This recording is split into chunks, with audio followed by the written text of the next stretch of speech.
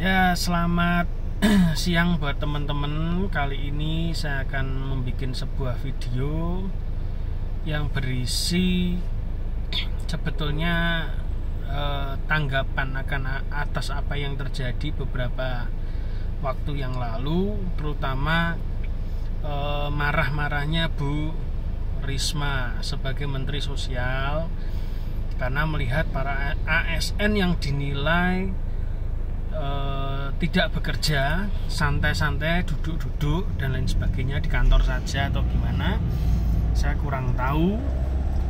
Cuman saya setuju kalau memang ASN itu juga tetap harus bekerja. Siapapun kalau yang dibayar oleh satu institusi atau negara bahkan dibayar secara utuh, ya harusnya bekerja, tidak boleh tidak bekerja.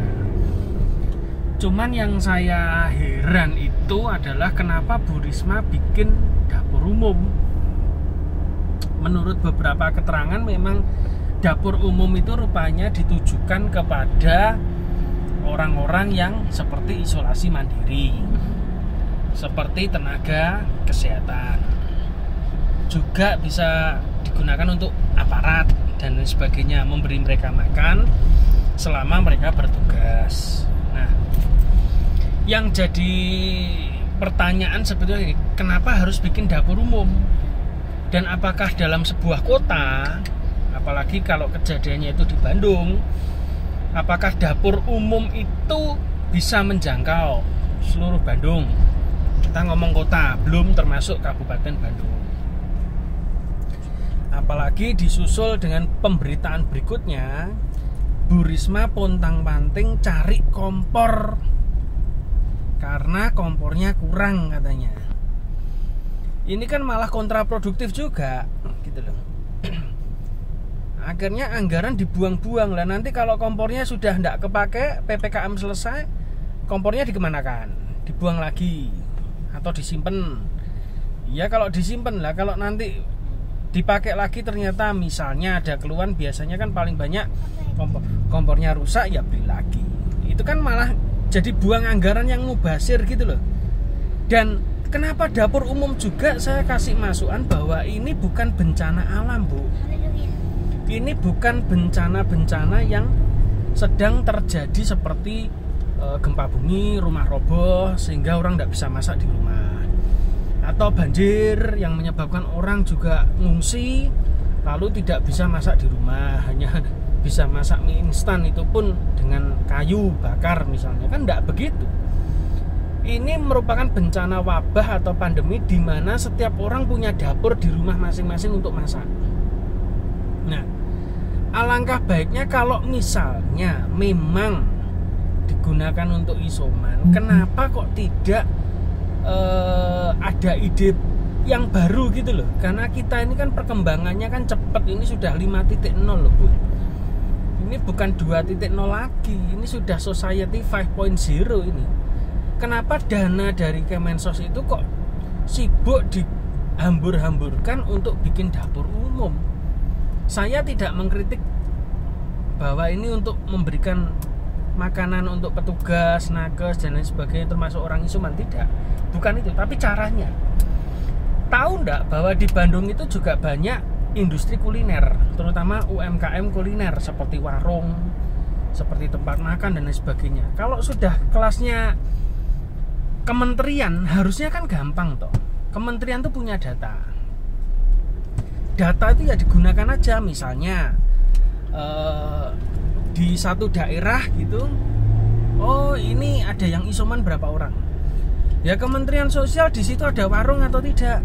Warung kan jelas terdampak PPKM yang sering diobrak-obrak, ditutup, padahal tidak ada kerumunan, pokoknya mau ndak mau ditutup itu aja.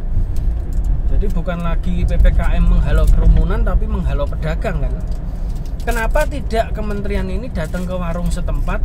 Ini warganya di sini ada misalnya 50 kakak yang isoman, ini ada warung, saya kasih dana untuk konsumsi per hari, jatahnya satu keluarga 20.000 pagi dan sore, silahkan dimasak ini jangan misalnya. Kalau nasi mungkin mereka yang isoman bisa masak sendirilah atau gimana. Kenapa tidak dibuatkan begitu aja? Dikasihkan duitnya ke warung, nanti warung ini akan hidup. Dia akan belanja ke pasar, dia akan mengolah makanan, dapat untung dari Kementerian Sosial, lalu bisa membantu masyarakat di sekitarnya yang dia mendapatkan job desk, membantu orang-orang yang isoman di sekitarnya. Misalnya rumah sakit, ada tenaga nakes, oke. Dan seperti kita tahu bahwa di rumah sakit itu selalu ada kantin. Nah, kenapa enggak duitnya dikasihkan ke orang-orang yang nyewa kantin di situ? Ini ada tenaga nakes, misalnya di situ ada 3 kantin. Ya pagi, sore dan malam. Dibagi aja, yang bagian pagi kantin pertama, bagian siang itu kantin atau sore itu kantin kedua, dan yang bagian malam kantin ketiga. Dikasih dana, dia menyiapkan makanan khusus untuk tenaga nakes di rumah sakit tersebut. Jadi dia selama ini sewa di rumah sakit itu worth it, enggak rugi. Jadi dapat dana, dapat job, wah mereka pasti seneng. Dan kalau pedagang seneng, imunnya naik. Kalau imunnya naik ya jelas enggak kena covid gitu. Jadi ekonomi itu berputar gitu loh. Itu kalau saya lihatnya dari segi government yang betul ya. Nah ternyata ya yang terjadi adalah Ibu Risma ini sibuk membuat dapur umum. Buat apa bikin dapur umum? Ini bukan bencana yang menghancurkan infrastruktur kok. Lah ngapain sibuk-sibuk? Itu pegawai-pegawai kantor itu saya jamin, apakah mereka juga bisa masak semua, disuruh masak? Ya kalau masaknya enak. Lah kalau enggak enak, yang makan juga percuma. Tidak ada rasa puas juga. Lah kalau warung kan jelas, selama dia buka warung, ada orang makan ya mesti makanannya enak karena dia warung dan sudah berpengalaman jual makanan gitu. Ya ini sedikit masukan saja. Saya bukannya mengkritik atau apa, tidak. Perkara marah-marah dari dulu Bu Risma juga suka marah gitu. Nggak sekali ini saja sih. Itu kita tidak akan bahas itu karena itu bicara tentang karakter seseorang. Saya tidak akan ke karakternya. Tetapi yang saya beri masukan adalah cara alokasi dana pemerintah yang selama ini kadang maaf tidak tepat sasaran. Kalau ingin bantu tuh ya semua lini tuh dapat kecipratan istilahnya. Bagikan duit kepada UMKM. Loh kenapa kok dibagikan ke UMKM, ke warung-warung? Jangan ke catering yang besar. Catering yang besar itu sudah istilahnya ya dia punya duit. Yang terdampak itu kan yang kecil-kecil. Kenapa UKM? Ya karena dananya kalau diberikan ke UKM yang kecil-kecil, mereka itu paling pol itu ya punya rekening cuman BRI, Bank Rakyat Indonesia. Ya toh, banknya Rakyat Indonesia. Dia enggak punya rekening tabungan di Swiss. Jadi dana-dana yang mereka terima enggak mungkin disimpan di Swiss atau disimpan di Singapura sehingga rupiah kita larinya ke sana. Kan enggak. Itu malah ya istilahnya duit negara ya untuk negara, ya muternya ke wong cilik. Mereka menghidupi orang, belanja itu kan juga muternya di dalam. Nah daripada nanti diberikan kepada proyek PT-PT yang besar, lalu PT itu mendapatkan dana yang besar untuk penyediaan makanan dan minuman, wah ya duitnya juga larinya pasti ke luar negeri. Itu kan biasanya begitu.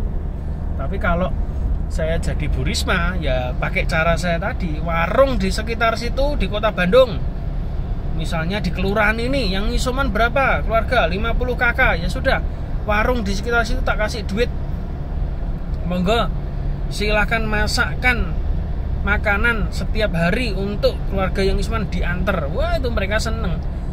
Dari segi sosial mereka ini saling tolong menolong, istilahnya jogo tonggo atau juga menolong tetangga.